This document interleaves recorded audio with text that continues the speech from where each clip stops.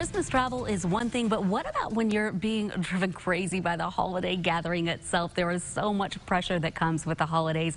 Our friend and power woman Claire Brown joins us now to talk about keeping it together when the expectations are weighing you down. Claire, thank you so much for joining us. Merry Christmas to you, my friend. And talk about how it can be so hard over the holidays with expectations, keeping it up. How do we manage it all? Right. So I think a lot of our expectations we put on ourselves, and no one else is really putting those on us. And so I think what we need to do is make a list, leverage, and then repeat. And what I mean by that is make a list of everything you feel you have to do, everyone you have to see, everything you have to make, every present you have to buy, all the things.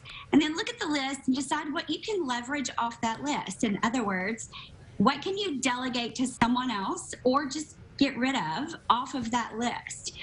And then I don't know of anybody that has, ever been hurt physically by you not showing up and doing something for Christmas.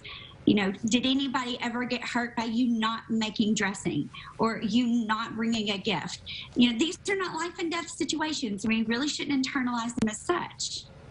I love that. Wonderful advice.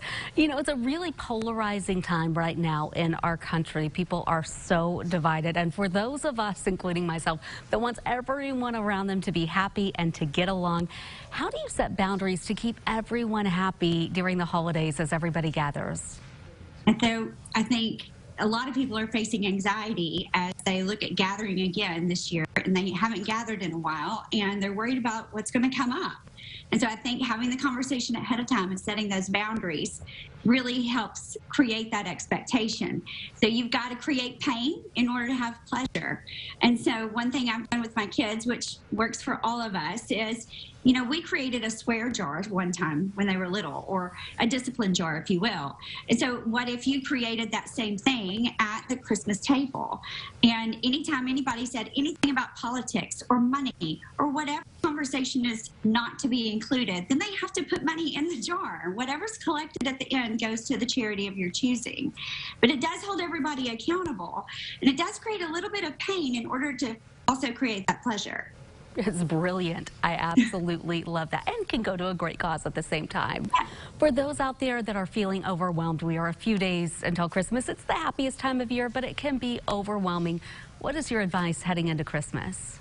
I think it's overwhelming for many of us for many different reasons. Many are overwhelmed due to the source of loss that they've had. Many are overwhelmed because they have to see persons that they don't want to see. And so many of us get tripped up on that, and we forget about the gratitude that we should have that each of us don't have in our own lives. The thing to keep in mind is that there are 8,760 hours in every year. And this is only a small piece. This is only one day out of the year, and it too will pass.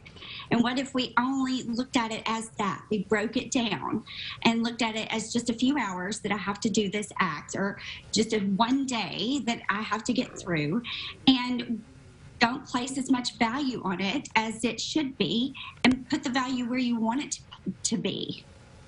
Wonderful advice. Claire Brown, you are the best. Thank you so much for joining us. We appreciate you.